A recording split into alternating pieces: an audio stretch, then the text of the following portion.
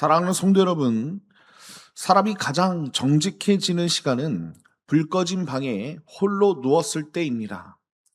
낮에는 웃으면서 견뎠던 사람도 밤이 되면 몸을 눕히며 낮 동안 눌러두었던 염려들이 일제히 고개를 들고 말지요. 잠들지 못하는 밤이 길어질수록 우리는 깨닫게 됩니다. 사람에게 정말 필요한 것은 성공이 아니라 평안이라는 사실을 우리가 깨닫게 되는 것이지요. 오늘 본문에 이스라엘이 바로 그런 자리에 있었습니다. 성전은 불탔고요. 성벽은 무너졌으며 백성들은 쇠사슬에 묶여 바벨론 땅으로 끌려갔습니다. 그들을 돌봐야 할 목자들은 곧 왕과 지도자들은요. 양의 젖을 짜고 양의 털을 입으면서도 정작 양떼를 지키지 않았다는 것이지요. 그래서 하나님께서는 오늘 34장에서 선언하고 계십니다. 이제는 내가 너희에게 친히 목자가 되어 주겠노라고. 오늘 본문은 바로 그 참되신 목자 아래서 양떼가 실제로 무엇을 누리게 되는지를 하나하나 그려낸 말씀이라는 것입니다. 가진 것을 다 잃은 백성에게 하나님께서 무엇을 약속하고 계시는지 오늘 이 말씀 앞에서 우리가 함께 묵상하고 은혜를 나눴으면 좋겠습니다. 자, 바벨론에 끌려가 모든 것을 잃은 백성에게 하나님께서 어떤 약속을 하십니까? 오늘 말씀을 보니까 이렇게 말씀하고 있습니다. 두려움을 그치게 하시고 복된 비를 내리신다고 약속하시는 거예요. 자, 25절, 26절을 보니까 이렇게 말씀하고 있습니다.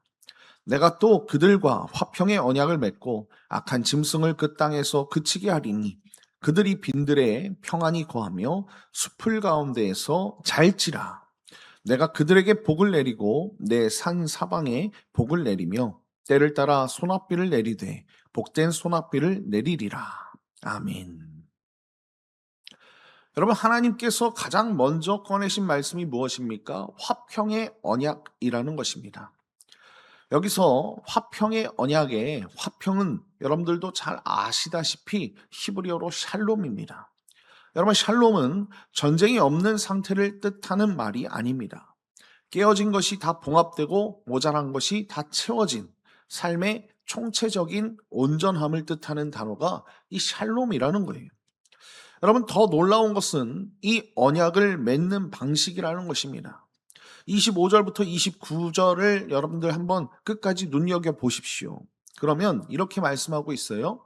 내가 맺고 내가 그치게 하리니 내가 복을 내리고 내가 소낙비를 내리되 내가 꺾고 내가 건져낸 후에 내가 일으키리니 라고 말씀하는 것을 볼 수 있습니다. 여러분, 여기서 공통점이 있죠. 주어가 처음부터 끝까지 오직 우리 하나님이시라는 거예요. 여러분, 고대 근동의 조약 문서들은 쌍방의 의무를 빼곡히 적어 놓는다고 합니다. 내가 이렇게 하면 너도 이렇게 하라라고 그 쌍방의 의무를 빼곡히 적어 놓는 거예요. 그러나 오늘 이 화평의 언약에서는 백성이 지켜야 할 조건이 단 하나도 없다는 것입니다. 포로된 백성이 무엇을 잘해서 받은 언약이 아니라는 것이지요. 심판을 자초한 죄인들에게 하나님께서 일방적으로 내미신 은혜라는 것입니다. 우리의 구원도 이와 똑같지 않습니까? 내가 결심해서 붙든 하나님이 아니라 하나님이 먼저 나를 붙들어 주신 것이라는 거예요. 그리고 그 언약의 첫 열매가 악한 짐승이 그치는 것입니다. 에스겔 34장 5절 말씀을 보면 이렇게 말씀하고 있어요. 목자가 없으므로 그것들이 흩어져서 모든 들짐승의 밥이 되었도다라고 말씀하고 있지 않습니까? 목자가 없어 짐승의 밥이 되었던 양떼였다는 거예요. 그런데 이제 하나님이 그 위협 자체를 땅에서 제거하는 것입니다. 악한 짐승을 그치게 하시는 거예요. 여러분, 우리가 여기서 놓치지 말아야 할 것이 있습니다. 하나님은 양떼를 안전한 곳으로 옮겨주지 않았다는 거예요. 빈들과 수풀은 맹수가 숨어 있는 가장 위험한 장소 아닙니까? 그런데 바로 그곳에서 평안히 거하며 잠들게 하시는 분이 누구세요? 하나님이시라는 거예요. 장소, 환경이 바뀐 것이 아니라 그 장소에 누가 계신 것입니까? 우리 목자 되신 하나님께서 계신다는 거예요. 26절의 복도 마찬가지입니다. 여러분, 팔레스타인에서 비는 곧 생명이었습니다. 때를 따라 비가 내리지 않으면 그 해에 사람들은 많이 굶어 죽게 되는 거예요. 그런데 하나님은 그냥 비가 아니라 복된 소낙비를 약속하시지 않습니까?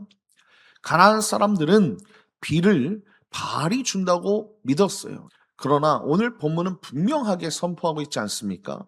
비를 주관하시는 분은 오직 여호와 한 분이시라는 겁니다. 그것도 때를 따라 내려주시는 거예요. 내가 원하는 때가 아니라 그 비가 가장 필요한 바로 그때에 내려주시는 것입니다. 사랑하는 성도 여러분, 성도의 평안은 환경이 좋아져서 오는 것이 아닙니다.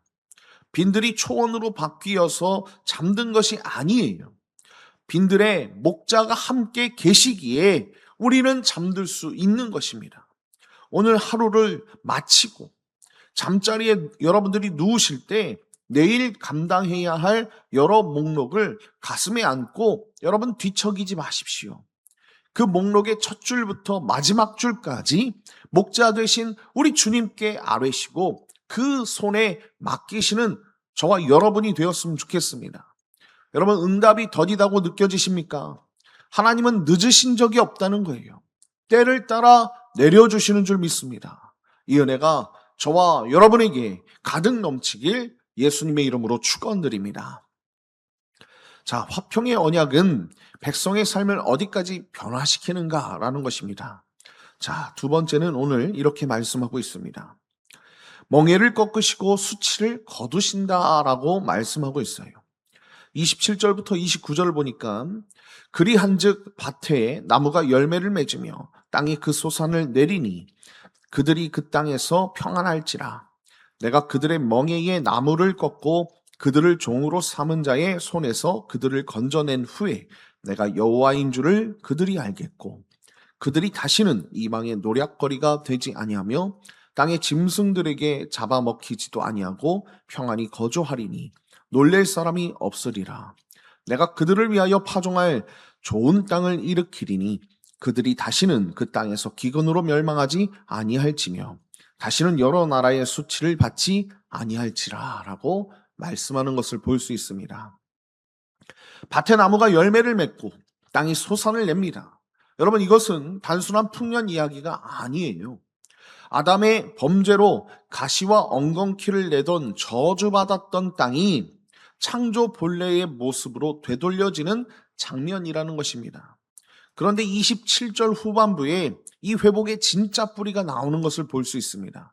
내가 그들의 멍에에 나무를 꺾고 그들을 종으로 삼은 자의 손에서 그들을 건져낸 후에라고 말씀하고 있지 않습니까?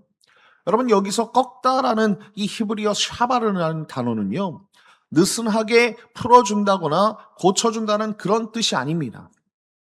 산산조각이 나도록 완전히 부수어 버린다라는 그런 뜻을 갖고 있어요. 이 꺾다라는 뜻이 그런 뜻입니다. 다시 목에 걸 수 없도록 아예 부수어 버린다는 거예요.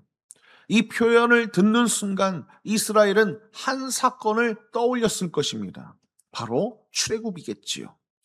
애굽의 멍에를 꺾으셨던 그 하나님의 손이 이제 바벨론의 멍에를 꺾으실 것이라는 것입니다. 그리고 28절에서 놀랄 사람이 없으리라 라고 말씀하지 않습니까?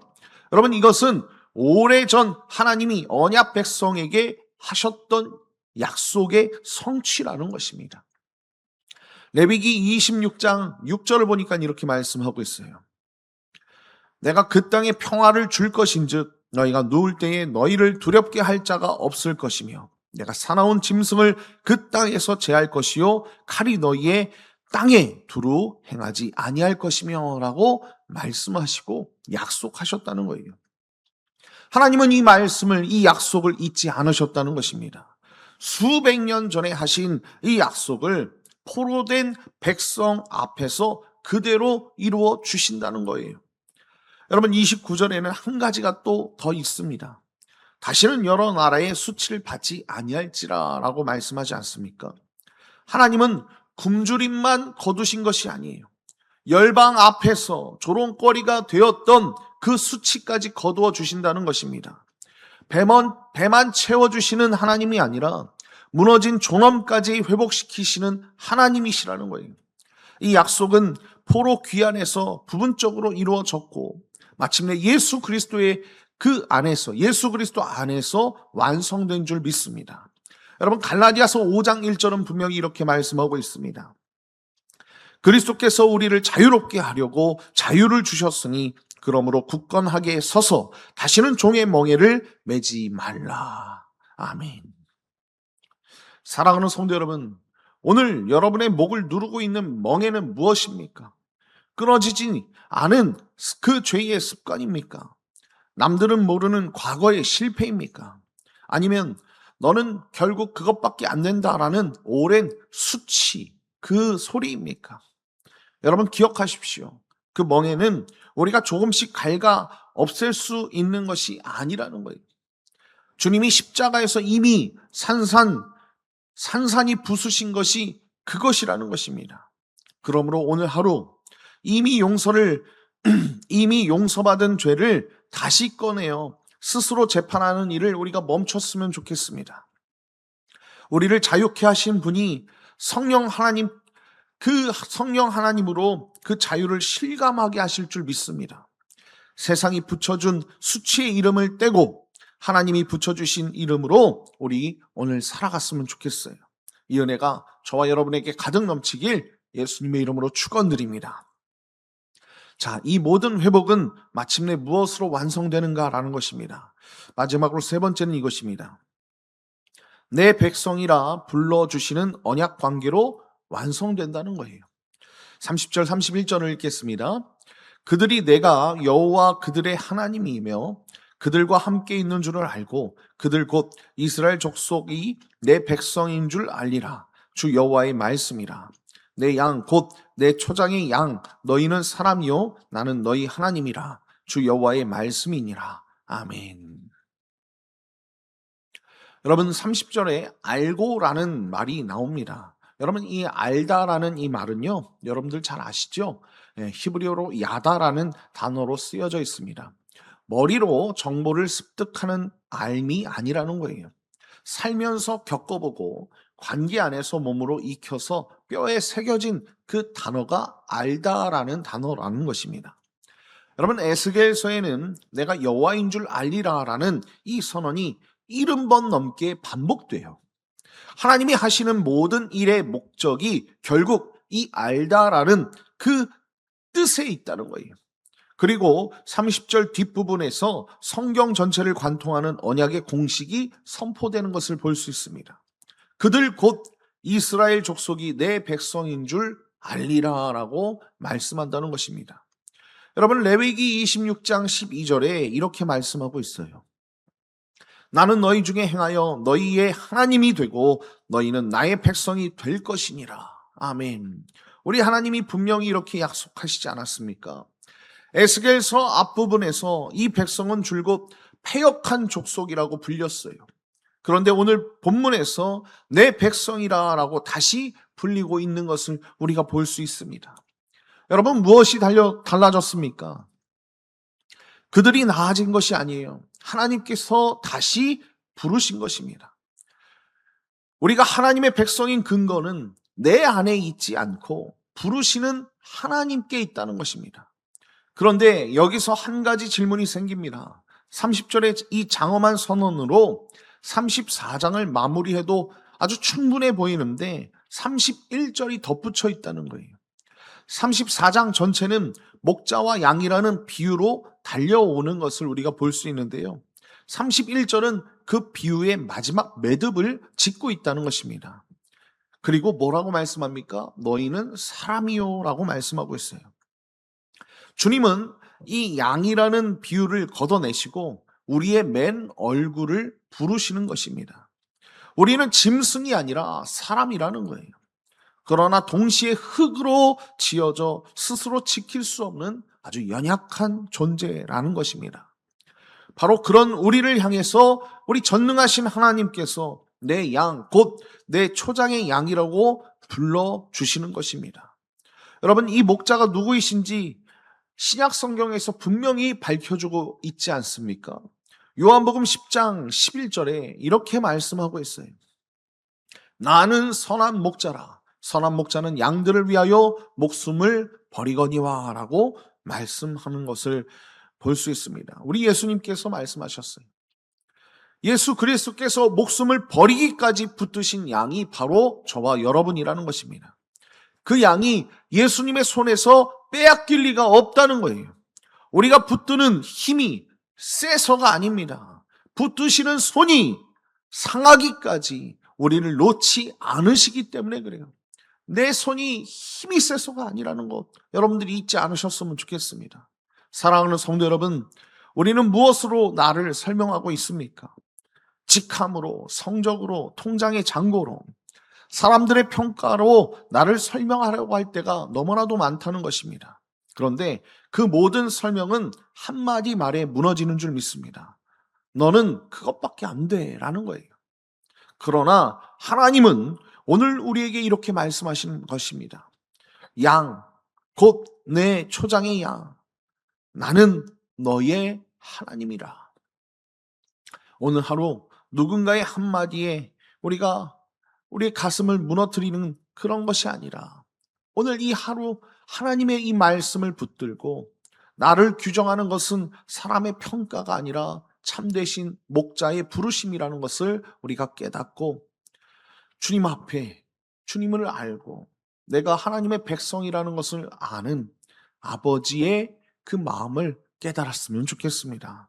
오늘도 성령 하나님의 도우심을 구하십시오. 그리고 믿음으로 걸어가십시오. 그때에 하나님께서 참된 목자가 되어주셔서 저와 여러분을 은혜 가운데 이끌어 주실 줄 믿습니다. 이 은혜가 저와 여러분에게 가득 넘치길 예수님의 이름으로 축원드립니다. 결론입니다. 41년의 목회를 마치고 지난해 은퇴하신 남가주 사랑의 교회 노창수 목사님은 그의 책 불공평한 은혜에서 벼랑 끝에서 하나님을 만난 한 부부의 이야기를 전해주고 있습니다. 유정옥 사모님의 남편은 사업으로 하루에 3천만 원씩 벌어들이던 사람이었습니다. 그러나 신앙이 없던 그는 술과 도박에 빠져 가정을 무너뜨렸지요. 보다 못한 아내가 이렇게 기도했습니다. 주님, 우리 집의 돈을 다 가져가도 좋으니 남편의 영혼만 바로 잡아주십시오. 그 기도 후 6달이 지나자 남편의 사업이 거짓말처럼 기울기 시작했습니다. 손대는 일마다 실패했고 마침내 부도가 났으며 아내마저 병으로 쓰러졌습니다. 완전한 벼랑 끝이었지요. 그러나 바로 그 벼랑 끝에서 부부는 회개하고 하나님께 돌아왔습니다. 남편은 목사가 되었고 아내는 남편의 목회를 도우며 암 환우를 돌보는 사역자가 되었습니다. 사모님의 고백은 이렇습니다.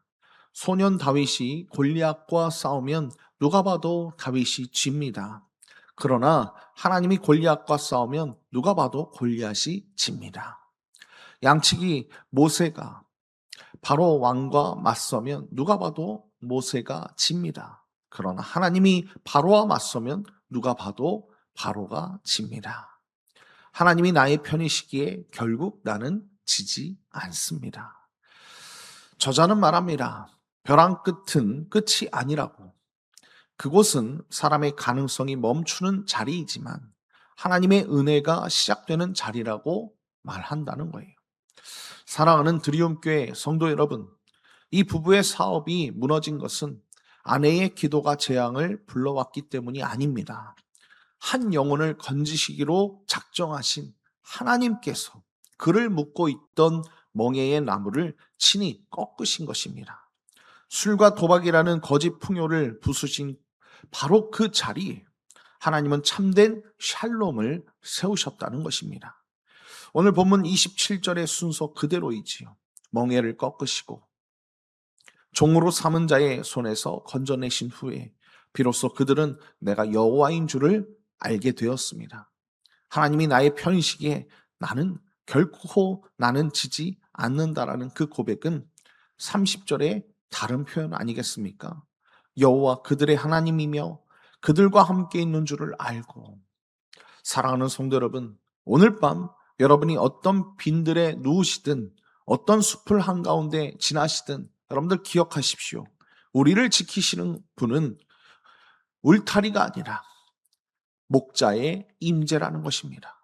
예, 목자께서 우리와 함께 하셔야 된다는 거예요.